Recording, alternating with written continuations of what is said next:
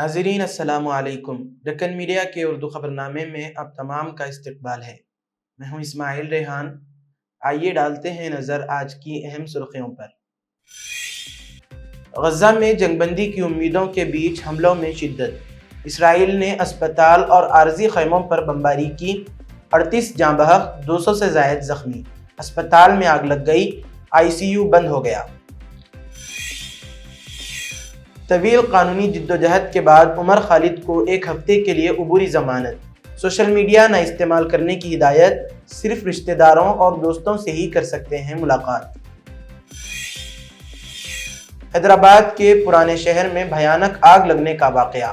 कई घंटों की मशक्क़त के बाद आग पर काबू पाया गया। और अब पेश हैं खबरें तफसील से। इसराइल ने मंगल को फ़िज़ाई हमलों में 50 से ज़ायद फ़लस्तीनियों को शहीद किया और बुध को कमाल अदवान अस्पताल और बेघर फ़लस्तीनियों के खैमों को निशाना बनाया, जिसमें 38 अफराद जाँ बहक और 200 से ज़ायद ज़ख्मी हुए। हमले से अस्पताल में आग लग गई और ICU बंद हो गया। ताज़ा आदाद-ओ-शुमार के मुताबिक गज़ा में बहक अफराद की तादाद 45,097 और ज़ख्मियों की तादाद 1,07,244 हो गई है। आलमी क़वानीन के तहत अस्पतालों पर हमला ममनू है, लेकिन इसराइल तकरीबन तमाम अस्पतालों को निशाना बना चुका है, जिससे तिब्बी निज़ाम मफलूज हो गया है। कमाल अदवान अस्पताल कई बार हमलों का शिकार हो चुका है। बुध को आलमी इदारे सेहत यानी WHO ने फौरी बैनुल-अक़वामी मेडिकल टीम की तैनाती की अपील की, लेकिन इसराइल इजाज़त देने से इनकार कर रहा है। अस्पताल के डायरेक्टर एच सबाह ने हमले को खौफनाक रात करार दिया, जिसमें अस्पताल के अतराफ और बथा खानदान की इमारतों पर बमबारी की गई। अस्पताल में 15 लाशें लाई गईं, जिनमें से 6 बथा खानदान के अफराद की थीं। महीनों से जारी इसराइली हमलों से गज़ा 14 मलबे का ढेर बन चुका है और लोग बेघर होकर पनाहगुज़ीनों जैसी जिंदगी गुजार रहे हैं। आरजी खेमे भी इसराइली हमलों से महफूज नहीं। बुध को खान यूनुस समेत कई इलाकों के खेमे निशाना बने, जिसमें बड़ी तादाद में शहरी जाँ बहक हुए। इसराइल की फोर्सेज ने यमन में हूतियों के ठिकानों, बंदरगाहों, तेल की तंसीबात और बिजली घरों पर हमले किए।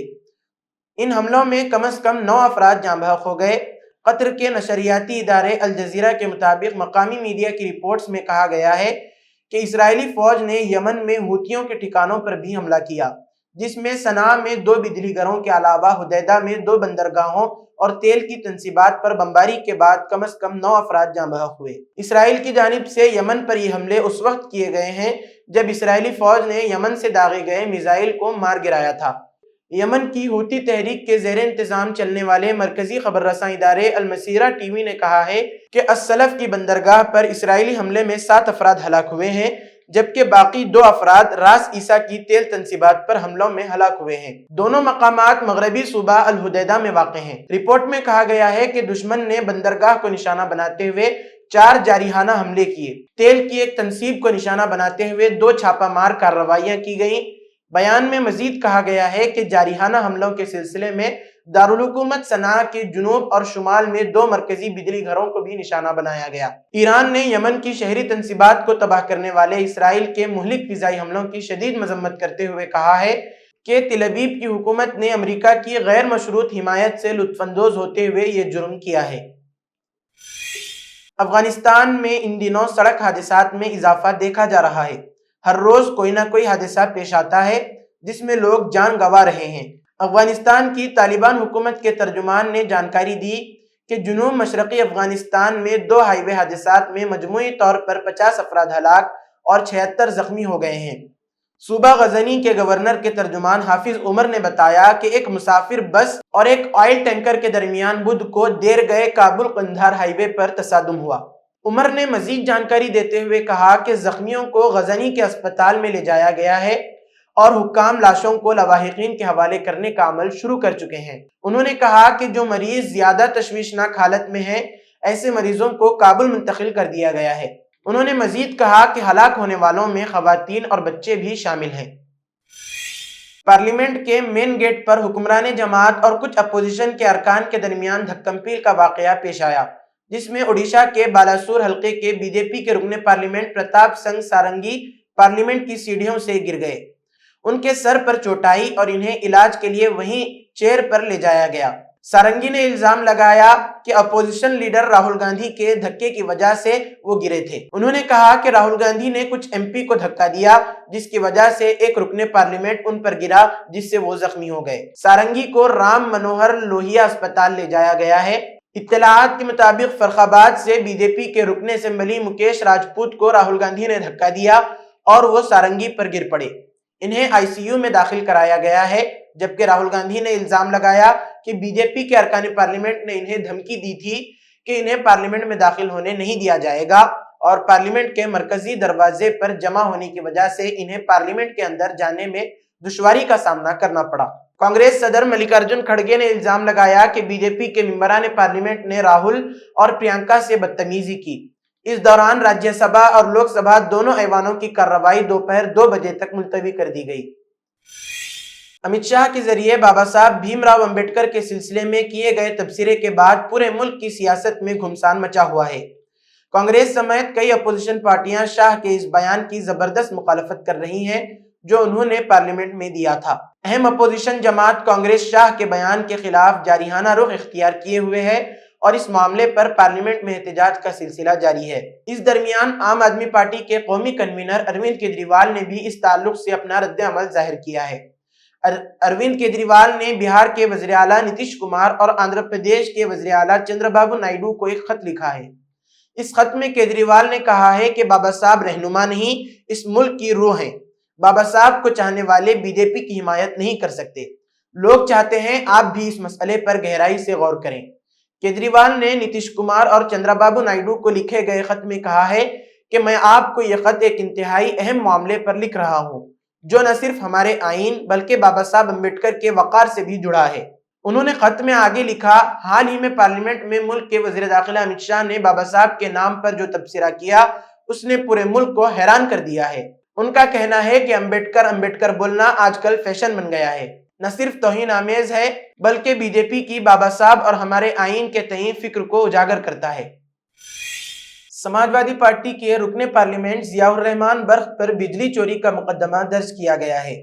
بجلی محکمے کے مطابق ان کے گھر میں میٹر میں چھیڑ چھاڑ کے شواہد ملے ہیں۔ محکمے نے پولیس کے ساتھ چھاپے کے دوران دعویٰ کیا کہ میٹر کی ریڈنگ بجلی کے استعمال کے مطابق نہیں تھی۔ 2 دن پہلے نصب کیے گئے نئے ڈیجیٹل میٹر میں بھی بے ضابطگیاں پائی گئیں۔ برق کے گھر میں سولر پینل، جنریٹر اور 12 بیٹریوں والا نظام موجود تھا جس پر بھی سوالات اٹھائے گئے۔ برق کے وکیل قاسم جمال نے کہا کہ گھر میں سولر پینل موجود ہے اور بجلی کا کم استعمال 4 افراد کی موجودگی کی وجہ سے ہے۔ ان کا کہنا تھا کہ بجلی محکمے کو کم از کم چارج ادا کیے جا رہے ہیں۔ حکام نے بتایا کہ برق کے گھر میں 2 بجلی کے کنیکشن تھے جن میں سے ایک میٹر میں چھیڑ چھاڑ کے شواہد ملے۔ اس میٹر کو سیل کر کے لیب بھیج دیا گیا ہے اور نیا میٹر نصب کیا گیا ہے۔ ضیاء الرحمان برق کے خلاف لگاتار کارروائیوں جیسے سنبھل تشدد کے مقدمے میں نامزدگی، مکان کی تعمیر پر نوٹس اور اب بجلی چوری کا مقدمہ، اس سے یہ تاثر مل رہا ہے کہ یوگی حکومت انہیں دوسرا اعظم خان بنانے کی کوشش کر رہی ہے۔ ایک طویل عرصے سے دلی ہائی کورٹ سے لے کر سپریم کورٹ تک ضمانت کے لیے در در بھٹکنے والے جے این یو کے سابق اسکالر عمر خالد کو دلی کی ایک عدالت نے 7 روز کے لیے ضمانت دے دی۔ عمر خالد 2020 کے شمال مشرقی دلی فسادات میں سازش سے متعلق کیس یو پی اے کے تحت جیل میں بند ہیں۔ رپورٹ کے مطابق کڑکٹ ڈوما عدالت کے ایڈیشنل سیشن جج سمیر باجپائی نے عمر خالد کی 7 دن کی عبوری ضمانت منظور کی جس سے انہیں خاندانی شادی میں شرکت کی اجازت دی گئی۔ واضح رہے کہ عمر خالد کو دلی ہائی کورٹ نے اکتوبر 2022 میں ضمانت دینے سے انکار کر دیا تھا۔ اس کے بعد انہوں نے سپریم کورٹ سے رجوع کیا لیکن بعد میں اپنی اسپیشل لیو پٹیشن یعنی SLP کو واپس لے لیا۔ شروع میں ٹرائل کورٹ نے ان کی دوسری باقاعدہ ضمانت کی درخواست بھی مسترد کر دی تھی۔ خالد کی دوسری ضمانت کی درخواست کو مسترد کرنے کو چیلنج کرنے والی اپیل بھی دلی ہائی کورٹ میں زیر التوا ہے۔ عدالت نے عبوری ضمانت کے ساتھ کئی سخت شرائط بھی عائد کی ہیں جس میں کہا گیا ہے کہ خالد کیس کے سلسلے میں کسی گواہ یا کسی شخص سے رابطہ نہیں کریں گے۔ عبوری ضمانت کی مدت کے دوران سوشل میڈیا استعمال نہ کرنے کی بھی ہدایت کی ہے۔ اس دوران وہ صرف اپنے خاندان کے افراد، رشتہ داروں اور دوستوں سے ملیں گے۔ وہ اپنے گھر یا ان جگہوں پر رہیں گے جہاں شادی کی تقریبات منعقد ہوں گی۔ عمر خالد کو 3 جنوری 2025 کی شام کو متعلقہ جیل سپرنٹنڈنٹ کے سامنے خود کو سپرد کرنا ہوگا۔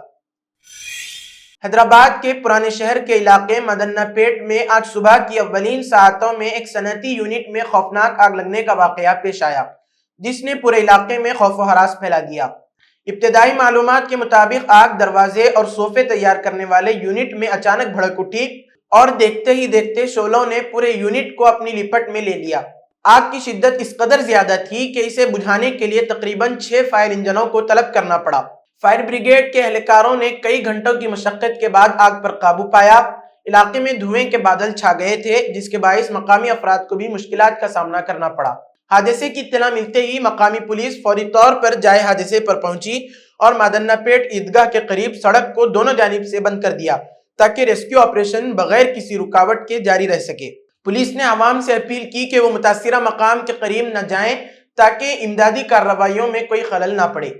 خوش قسمتی سے اس حادثے میں کسی جانی نقصان کی اطلاع نہیں ملی ہے اور نہ ہی کوئی زخمی ہوا ہے، تاہم ابتدائی اندازوں کے مطابق مالی نقصان بھاری ہے۔ آگ نے یونٹ میں موجود تمام ساز و سامان کو راکھ میں تبدیل کر دیا۔ تاحال آگ لگنے کی وجوہات کا پتہ نہیں چل سکا ہے۔ پولیس اور فائر ڈپارٹمنٹ کے ماہرین نے تحقیقات شروع کر دی ہیں تاکہ حادثے کی اصل وجہ معلوم کی جا سکے۔ آگ لگنے کے اس واقعے نے مدنہ پیٹ کے مکینوں میں خوف و ہراس پیدا کر دیا ہے۔ فائر ڈپارٹمنٹ کے ایک عہدیدار نے کہا، ہم نے بروقت کارروائی کرتے ہوئے آگ پر قابو پایا ورنہ یہ پھیل سکتی تھی۔ خوش قسمتی سے کوئی جانی نقصان نہیں ہوا، لیکن مالی نقصان کا تخمینہ لگایا جا رہا ہے۔ متعلقہ حکام کے مطابق آگ لگنے کی اصل وجوہات کا پتہ چلایا جائے گا اور مستقبل میں ایسے حادثات سے بچنے کے لیے ضروری اقدامات کیے جائیں گے۔ مزید تفصیلات تحقیقات کے بعد سامنے آئیں گی۔ اسی کے ساتھ آج کی خبروں کا اختتام ہوتا ہے۔ کل پھر ہوگی ملاقات نئی خبروں کے ساتھ۔ دیجیے اجازت۔ اللہ حافظ۔